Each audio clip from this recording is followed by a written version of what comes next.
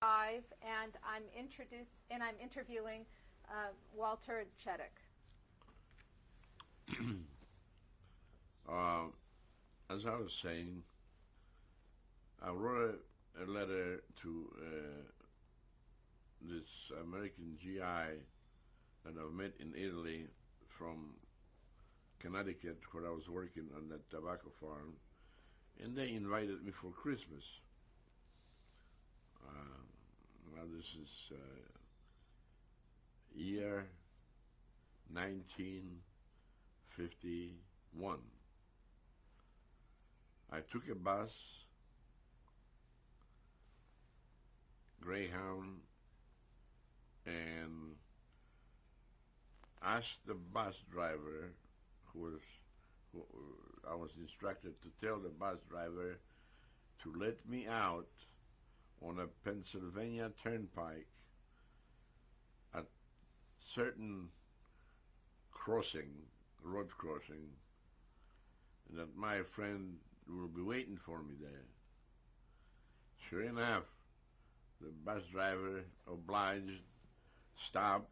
I went down an embankment, and there was my friend that I had met in Italy waiting with me in a car to take me to his family. Those people lived. They were third generation Polish people, and they spoke Polish, so it was the mother and the father did anyway. So I had an enjoyable Christmas. I went back to Connecticut, but while in visiting with those people in Pennsylvania, I was invited and offered a job to this soldier's dad who had a dental laboratory where they were making teeth. And he asked me if I want to come to work with them, and I did. So I asked for the work release in the tobacco farm. They released me, and I went to those people, live with them, these Polish people, and work for them.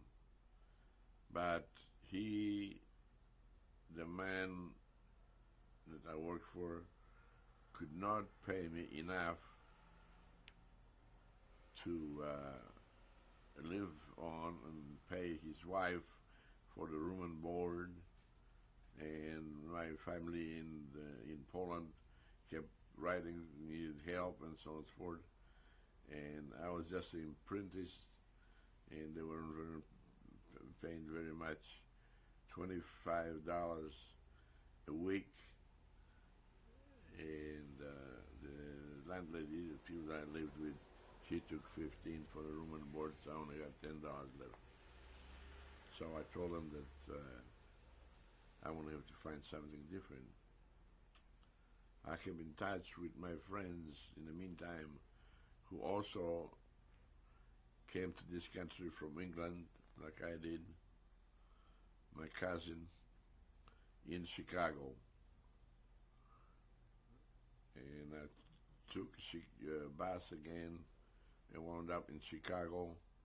They were working in a catering business. They were waiters. I had some experience from England in there, and so I went to work for a hotel, Sherman, in Chicago, at the college in Porterhouse, as a waiter. And I did well, and I quickly worked myself into a maitre d'. I had a lot of men under me in teaching them things about how to wait on people. While in that restaurant or nightclub, there were people who would come in there for various reasons. And a group of women came in there were beauty operators that they would pull their money and go out to eat every once in a while. So they come in, sit down at one of the tables, which I introduced them to the waiter and the captain to take care of them. And the camera girl was taking pictures, and those girls wanted the picture taken with me because I wore cowboy uniform. With that uniform for the waiters were cowboys. I had a beautiful white Hopalong Cassidy type of a uniform, and the girl, and then when they give you pictures, and the camera girl will take the insert of each person individually, and give you a picture of your own. The girl, this one girl, gave me the one of the pictures and some kind of wishes on the back and a telephone number. That was my future wife. That's the way I called her up, and that was it. So I only courted my wife 1 month, and we were married. I was married in a little Catholic church in Evanston, Illinois, and after that we moved.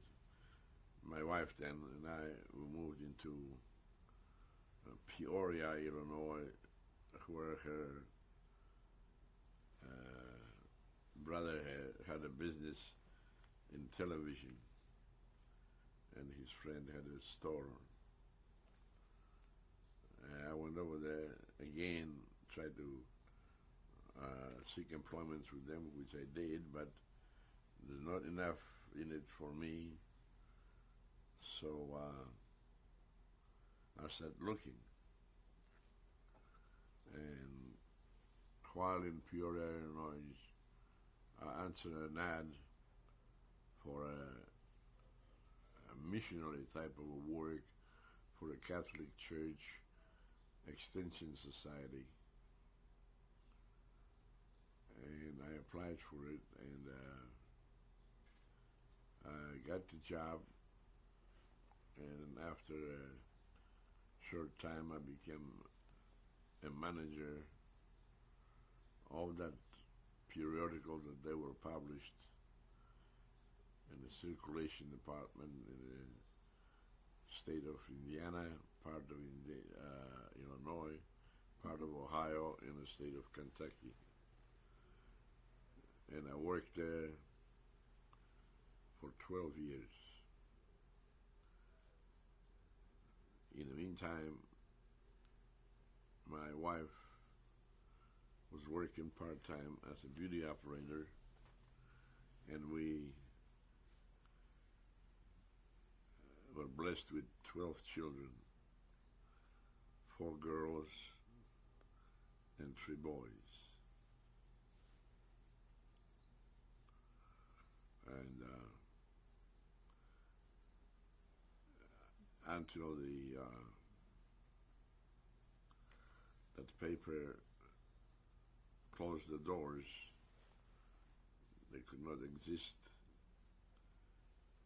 any longer. I went to insurance. Now, how did you end up in Indianapolis from Peoria? I went up in Indianapolis when I was working for that Catholic paper, and I was stuck in Peoria, which was in a corner of the territory which I was assigned to. So I thought that Indianapolis would be more centrally located to cut down on my mileage, and pick Indianapolis because this is the area where my wife comes from. She came here from Anderson, Indiana, close place to Indianapolis, and she had friends and relatives here. So that's how we wound up living in Indianapolis. Now, all your 7 children live in Indianapolis, don't they? And all of my 7 children are within a walking distance to where we're sitting right now. And they're going to, I think all or most of them are going to join us at the end of your tape. Hope so. Yeah. And your sister is here also. Now, when did she come from Poland? My sister came from Poland maybe about my mother died, and she decided, her and her husband decided to come to the United States again. I sent them an invitation and helped them with the visa. Was that in the 60s or 70s?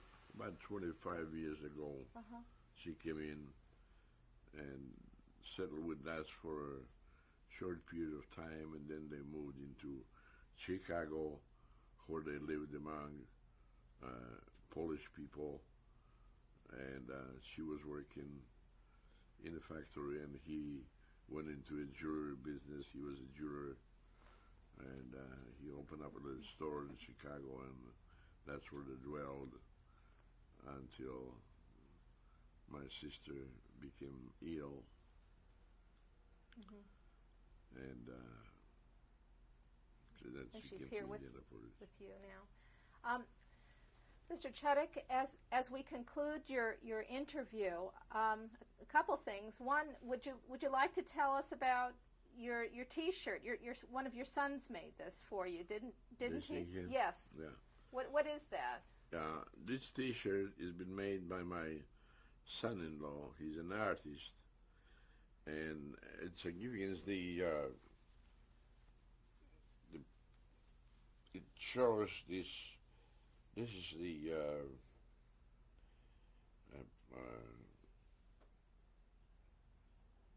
this was a monument erected in Warsaw in memory of the uprising soldiers and the heroes, and that's what it stands. This statue in Warsaw, and this is a copy of it. On the back. Oh, that's okay. We'll show a picture of that later. On if we the back, can. there's shows a picture of PW, which stands for Polska Walcząca, which means fighting Poland. We used to write that on walls and streetcars during the German occupation while Germany was in Poland. So this is a picture of this monument that is in Warsaw.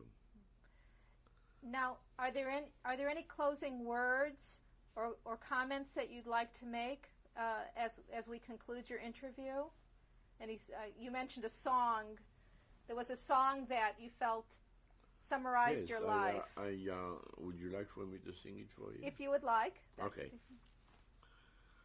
There's nothing left for me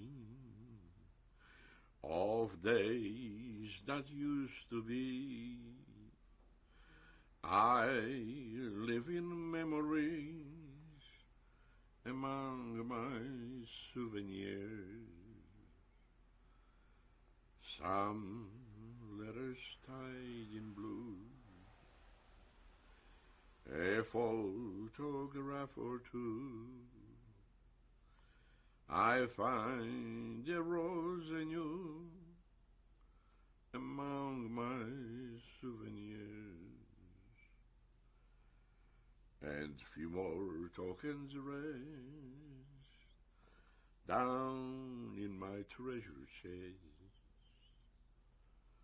Although they do their best to give me consolation,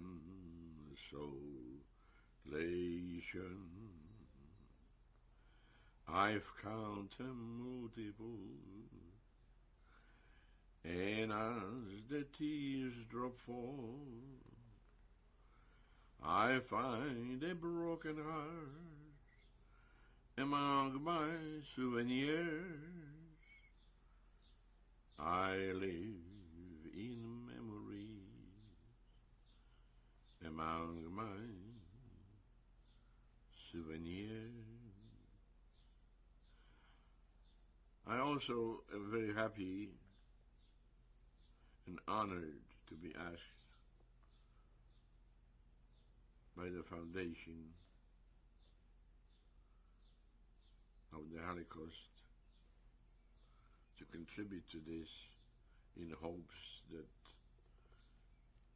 it will help someday some people to keep peace in the world. Thank you. Thank you very much.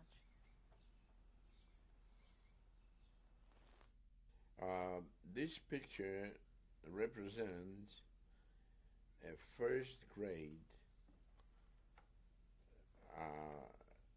of public school in Zakroczym, Poland,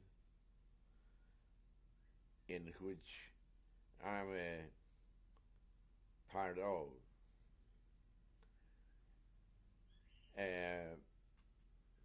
This school, which I went to, it was a public school, and it was for all the people in this town that lived there. We had Jewish people, we had other nationalities who might have been living in Zakroczym at that time. We were free to learn about our religion. Jewish people were allowed to learn their own, although they were not taught at that school, but they were given opportunity to do so. There are some great memories behind this picture, and an adult person that sits there, that was my first grade teacher. That's one of the grandkids' birthday today. This picture represents ID card, or at that time during the Nazi occupation was called Ausweis. It helped me to identify myself in a roundup of people, and looking for whatever the Nazis were looking for. I could have showed them my picture and what I was doing. The picture was taken in 1943, and that's all it is. It's an ID for the purpose of the authorities to know who I was and what I was doing. See?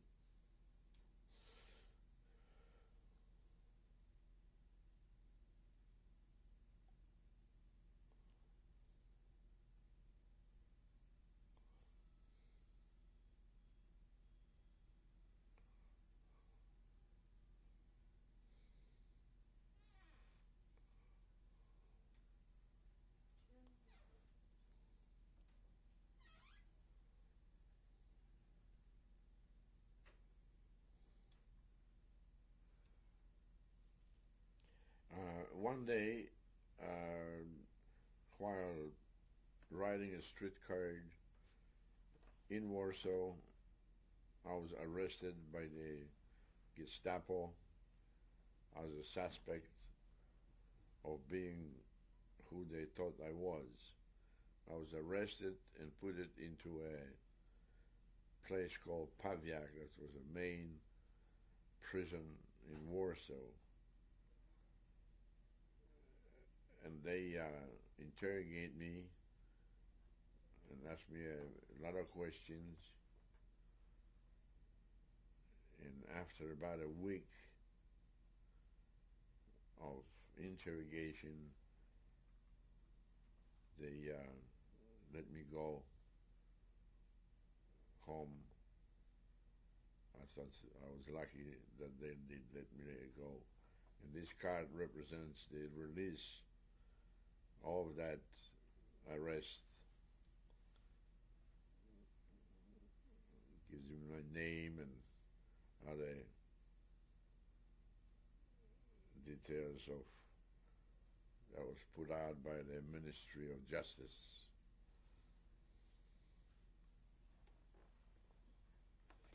These letters are authentic letters which I preserved from the time I was in prison camp. Those were given to the prisoners to write on one side and send it to your relatives in Poland. They would write something back, kept their part, and send it back to you. A letter was sent and received in Stalag 11A, out in Grabov, Germany. That's where the POW camp was located.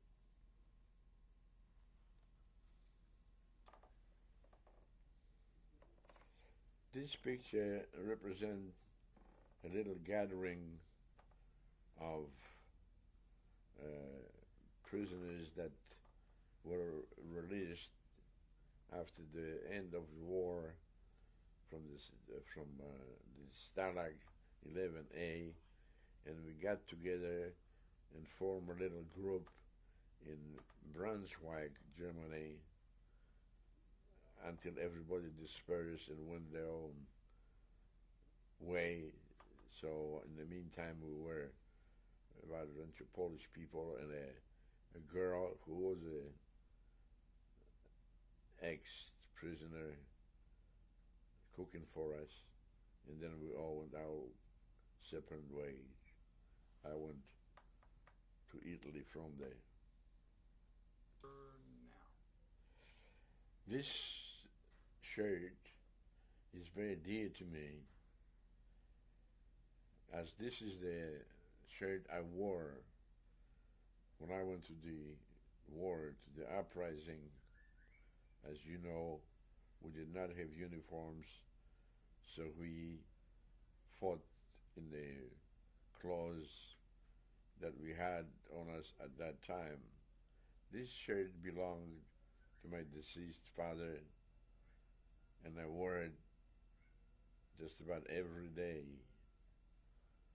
But one day when I became wounded, the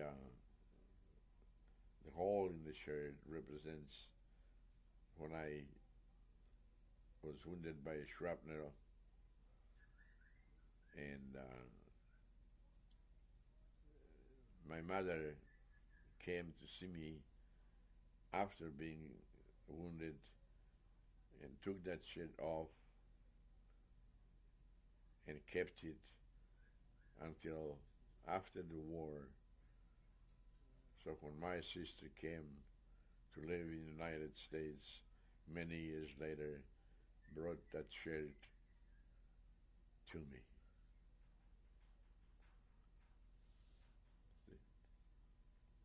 My name is Walter Ciodyk, and I'm very proud and happy to present to you all of my family. My oldest daughter Peggy will introduce the rest of them. I'm Peggy, and my brother Marcus couldn't be here today. This is my grandson, his great-grandson Joshua. This is my husband Mike. I'm Maria, Peggy's sister. My son Sean couldn't be here today. And my name is Joe, and this is my wife Tina here. And we're very proud of my dad and the things that he had to go through in life to bring us here. My name's Jennifer. I'm the oldest granddaughter. I'm Chris. I'm the second youngest grandson. My name's Scott. I'm the oldest grandson. Maria Przybylski, sister of Walter Ciodyk. I'm Kathy. I'm in the middle of all 7 children of Walter Ciodyk. My name's Stephen, and like I said before, I'm proud to be the son of Wanda and Walter. Thank you. Hi, I'm Jesse. I'm the third oldest grandson of Walter Ciodyk. My name is Beth. I am the second oldest granddaughter, and this is Amy, and she's the great-granddaughter. I'm Kim, and I'm a granddaughter. I'm Wanda Hall, and I'm the mother of all these children and grandchildren and great-grandchildren. My name is Monica, and I am Walter Ciodyk's youngest child, and probably the proudest.